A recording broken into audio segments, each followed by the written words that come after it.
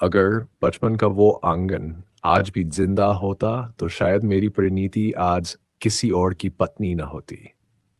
मैं ये कहानी आज इसलिए सुना रहा हूँ क्योंकि कुछ रिश्ते पूरे न होकर भी उम्र भर साथ चलते हैं और मेरी कहानी भी वहीं से शुरू होती है, हमारे बचपन से। वह पुराना सा मोहल्ला जहाँ सुबह सुबह मंदिर की घंटी और दूर से आती चाय की खुशबू हवा में घुली रहती थी। कच्ची सड़क के किनारे नीम का पेड़ था जिसके नीचे हम दोनों खेला करते थे, मैं और परिणीति। परिणीति तब भी बहुत शांत थी, ज्यादा बोलती नहीं थी, बस मुस्कुराकर सब कुछ कह देती थी। उसकी चूड़ियों की हल्की सी आवाज और उसकी हंसी आज भी मेरे कानों में गूंजती है। वह मेरे साथ कंचे खेलती, कभी हार जाती तो रोती नहीं, बस मेरी ओर देखती और मैं जानबूझकर हार जाता। उसे ये कभी पता नहीं चला कि मैं बचपन से ही उसकी खुशी के आगे सब कुछ हारने लगा था।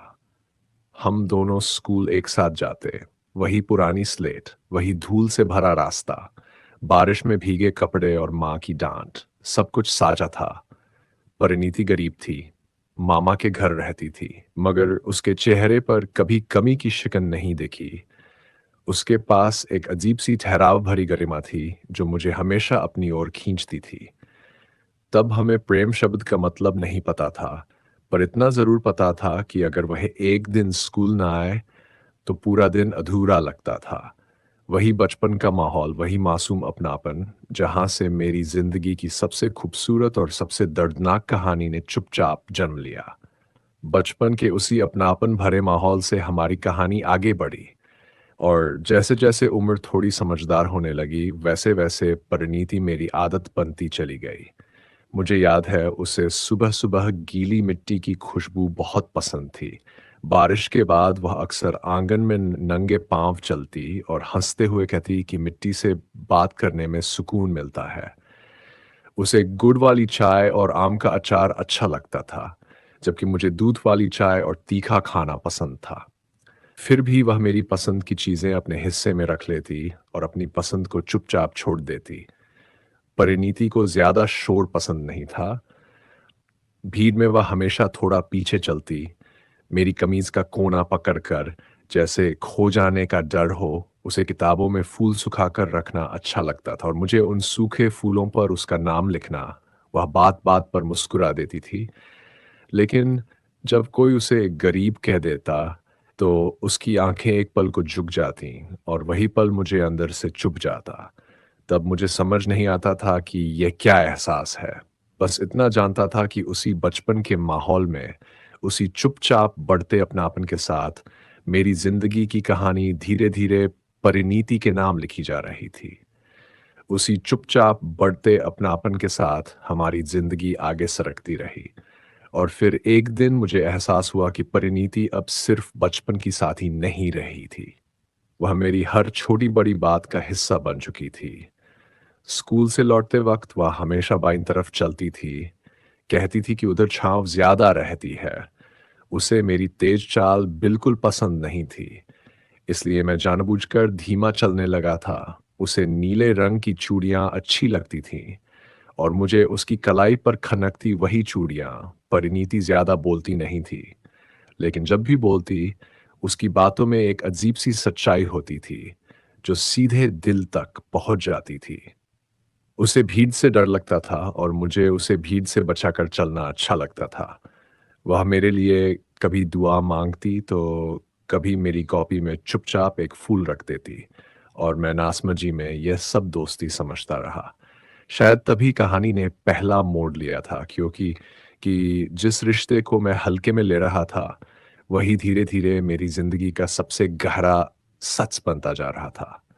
जिस रिश्ते को मैं हल्के में ले रहा था, वही मेरी जिंदगी का सबसे गहरा सच बनता जा रहा था और शायद इसी सच से भागने के लिए मैंने खामोशी ओढ़ ली थी। उस साल सावन कुछ ज्यादा ही लंबा था, जैसे वक्त खुद भी ठहरना चाहता हो। आसमान रोज बादलों से भरा रहता, धूप निकलती तो भी मन नहीं भरती और हल्की हल्की बारिश गलियों को धोते हुए दिल तक उतर आती। उन्हीं भीगी गलियों में परिणीति और मैं चुपचाप चला करते थे। कदमों की आहट पानी में पड़ती छप छप, और बीच-बीच में उसकी सांसों की हल्की सी आवाज़। उसे बारिश बहुत पसंद थी और मुझे बारिश में उसका भीग जाना, उसके बालों से टपकती बूंदें, भीगे पल्लू से उठती मिट्टी की खुशबू और उसकी आंखों में चमकता वो मासूम सुकून। वह भीगते हुई चुनरी को संभालती, हथेलियों से पानी झाड़ते हुए मुस्कुराकर कहती कि गीले मौसम में इंसान ज्यादा सच्चा हो जाता है, शायद इसलिए कि तब झूठ भीग कर उतर जाते हैं। मैं सुनता तो था, पर हर बार बात बदल देता। कभी मौसम की, कभी रास्ते की, कभी किसी बेकार सी याद की। क्योंकि दिल के भीतर जो चल रहा था, उसे शब्द देने की हिम्मत मुझ में नहीं थी। परिणीति को इस बदलती खामोशी का एहसास होने लगा था। वह पहले की तरह हंसती तो थी, मगर अब उसकी हंसी में एक ठहरा हुआ इंतजार छुपा रहता, जैसे हर मुस्कान के पीछे कोई अधूरा सवाल सांस रोककर खड़ा हो।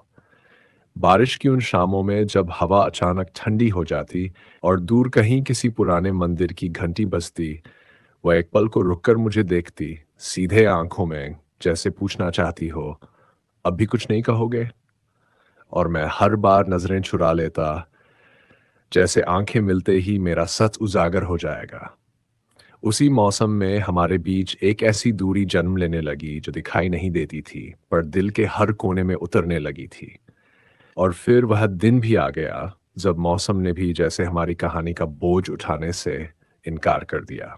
भादों की एक उदास सुबह थी। आसमान बिल्कुल साफ नहीं था, लेकिन बारिश भी नहीं हो रही थी। हवा में अजीब सी घुटन थी और परिणीति उस दिन पहली बार देर से आई। उसके चेहरे पर वह सुकून नहीं था जो मुझे आदत में मिला था। उसने नीले रंग की वही चूड़ियां पहनी थी, लेकिन उनकी खनक आज धीमी थी। चलते हुए उसने मुझसे मेरी पढ़ाई और आगे की योजनाओं के बारे में पूछा, और मैं अचानक बहुत समझदार बनने लगा। बड़े सपनों और जिम्मेदारियों की बातें करने लगा, बिना ये समझे कि मेरी हर गंभीर बात उसके दिल पर एक एक पत्थर की तरह गिर रही थी। मौसम जैसे थम सा गया था, न धूप थी न बारिश, बस वही रुका हुआ आसमान। और उसी ठहरी हुई हवा में उसने धीरे से कहा कि कुछ रिश्तों में साफ बोल देना ज़रूरी होता है। उसकी आवाज़ में शिकायत नहीं थी, सिर्फ थकान थी। और उस पल मुझे पहली बार लगा कि अगर मैं अब भी चुप रहा, तो ये मौसम नहीं, हमारी कहानी बदल जाएगी। और शायद इसी डर ने मुझे और ज़्यादा चुप कर दिया। उसी शाम अचानक आसमान फट पड़ा, तेज़ बारिश शुरू हो गई, सड़कें पानी से भर गई और हवा में ठंड के साथ एक अनजानी बेचैनी घुल गई। परिणीति बरामदे में खड़ी बारिश को देख रही थी। उसके हाथ में वही पुरानी किताब थी जिसके बीच वह अक्सर फूल रखती थी, लेकिन आज उसमें कोई फूल नहीं था। उसने मुझसे पूछा कि क्या कभी किसी का इंतजार थकाने लगता है, और मैं बिना उसकी तरफ देखे कह बैठा कि कुछ इंतजार वक्त के साथ खुद ही खत्म हो जाते हैं। मेरे शब्द शायद बहुत हल्के थे, लेकिन उसके दिल पर उनका वजन बहुत भारी पड़ा। उसने कुछ नहीं कहा, बस किताब बंद की और अंदर चली गई।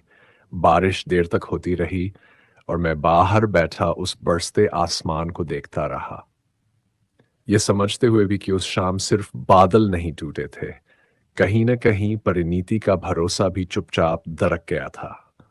और शायद उसी पल मुझे समझ जाना चाहिए था कि हमारी कहानी बदलने वाली है, क्योंकि उस दिन मौसम जितना भारी था, उतनी ही भारी खबर भी मेरे कानों तक पहुंची। कार्तिक का महीना था। सुबह की धूप में भी ठंडक थी। हवा में हल्की सी नमी घुली हुई थी।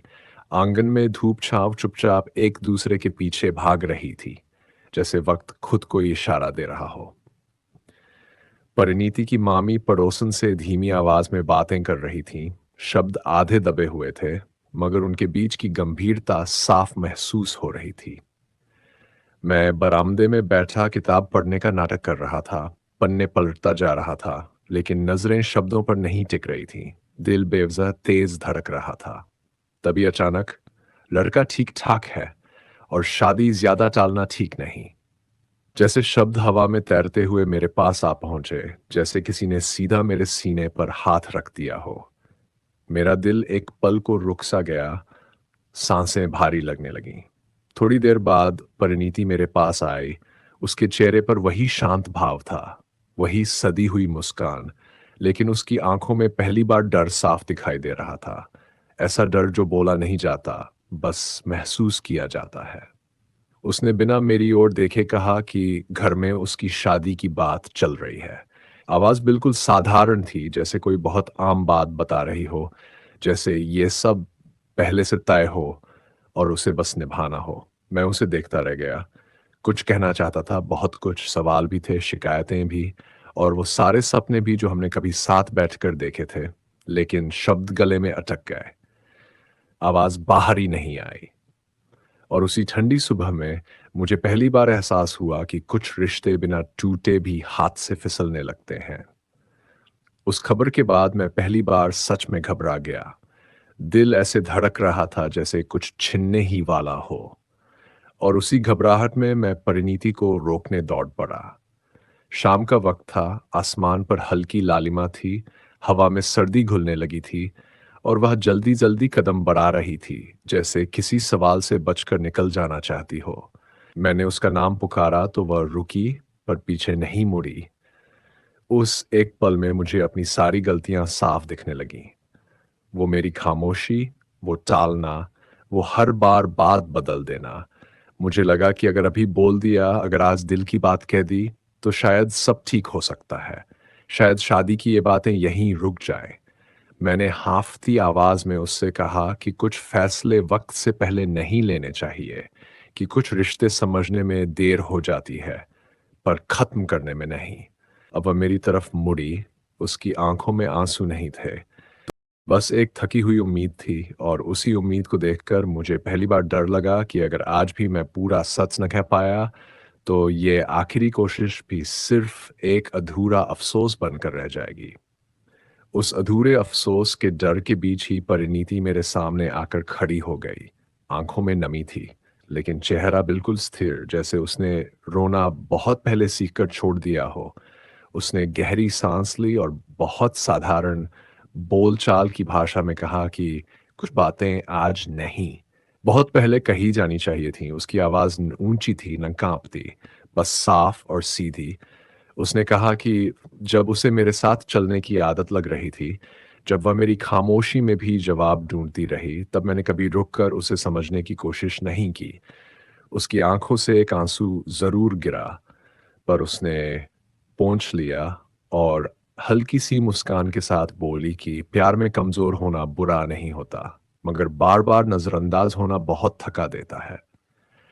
उस पल मुझे महसूस हुआ कि वह मुझे छोड़ नहीं रही थी, बल्कि खुद को सँभाल रही थी, और उसकी ये मज़बूती मेरे हर अधूरे शब्द से कहीं ज़्यादा भारी पड़ रही थी। और तभी परिणीति ने बहुत धीरे-धीरे बोलना शुरू किया, जैसे हर शब्द को पहले खुद महसूस कर रही हो। उसने कहा कि उसे आज भी मेरी कई आदतें याद हैं। मेरा बिना बताए रास्ता बदल लेना, उसकी पसंद की बारिश में भी उसका हाथ थामे रहना। लेकिन फिर उसने रुककर पूछा कि क्या मैंने कभी उसकी चुप्पी को सच में सुना था? उसने कहा कि प्यार सिर्फ साथ चलने का नाम नहीं होता। प्यार वह भी होता है जहाँ इंसान खुद को छोड़ा ना महसूस करे। उसकी आंखें भर आई, लेकिन आवाज़ अब भी काँपी नहीं। उसने बताया कि उसने कितनी बार चाहा कि मैं उसे रोक लूँ, एक बार साफ कह दूँ कि वह मेरी ज़रूरत है। मगर हर बार मेरी खामोशी ने उसे यह सिखाया कि इज्जत के साथ जीना भी एक तरह का प्यार होता है। उसने मेरी तरफ देखा और हल्की सी मुस्कान के साथ कहा कि कुछ रिश्ते वक्त के साथ यहीं खत्म हो जाते हैं, भले ही दिल के किसी कोने में उनकी धड़कन जिंदा रह जाए। और अंत में वह पल आया जब उसने अपना आंसू पोंछ लिया, पीछे मुड़ी और चली गई, मुझे वहीं खड़ा छोड़कर, यह समझाते हुए कि असली मोहब्बत शायद किसी को बांध कर रखने में नहीं, बल्कि उसे टूटे बिना जाने देने में होती है। वह चली गई और मैं वहीं खड़ा रह गया, जैसे किसी ने मेरे आसपास की सारी आवाजें अचानक बंद कर दी हों। शाम की ठंडी हवा अब भी चल रही थी, लेकिन उसमें अब कोई सुकून नहीं था। बरामदे की वही सीढ़ियां, दीवार से टिकी वही साइकिल, और आंगन में गिरा सूखा पत्ता, सब कुछ वैसा ही था, बस परिणीति नहीं थी। रात धीरे धीरे गहरी होती गई, आसमान में तारे निकल आए, पर हर तारे के साथ कोई न कोई याद आंखों के सामने चमक जाती। कभी उसका हंसते हुए बारिश में भीगना, कभी मेरी कॉपी में रखा उसका सूखा हुआ फूल, कभी उसका बिना कहे मेरा इंतजार करना। कमरे में पड़ी उसकी छोड़ी हुई किताब आज भी खुली थी। बीच के पन्ने में कोई फूल नहीं था, फिर भी उसकी खुशबू वहां अटकी हुई लगती थी। मैं देर तक उसी कुर्सी पर बैठा रहा जहां बैठकर उसने आखिरी बार मुझसे बात की थी। दीवार पर टंगी घड़ी की टिक टिक अब दिल की धड़कन जैसी लग रही थी। हर टिक के साथ ये एहसास और गहरा होता गया कि मैंने जो समझा ही नहीं, वही मेरी सबसे बड़ी हार थी। मुझे हर वह पल याद आने लगा जिसे मैंने हल्के में लिया था। उसकी की चुप्पी, उसकी आदतें, उसकी उम्मीदें और मेरी हर बार की खामोशी। तब पहली बार समझ आया कि जो प्यार शोर नहीं मचाता, जो खुद को साबित नहीं करता, वही सबसे गहरा होता है और जो वक्त रहते पहचाना न जाए, वह जिंदगी भर सीने में चुभते रहने वाला अफसोस बन जाता है। आज जब मैं ये कहानी सुना रहा हूँ, तो बस यही सवाल आपसे पूछना चाहता हूँ। अगर आपके जीवन में भी कोई ऐसा है जो बिना कहे आपका इंतज़ार कर रहा है, तो क्या आप उसे समझने में देर करेंगे या आज ही उसे अपने दिल की बात कहेंगे? और अगर आपको ऐसी सच्ची, दिल को छू जाने वाली कहानियाँ सुनना अच्छा लगता है, तो मेरे चैनल से जुड़े रहिए, क्योंकि यहाँ हर कहानी आपको किसी न किसी मोड़ पर खुद से ज़रूर मिला देगी।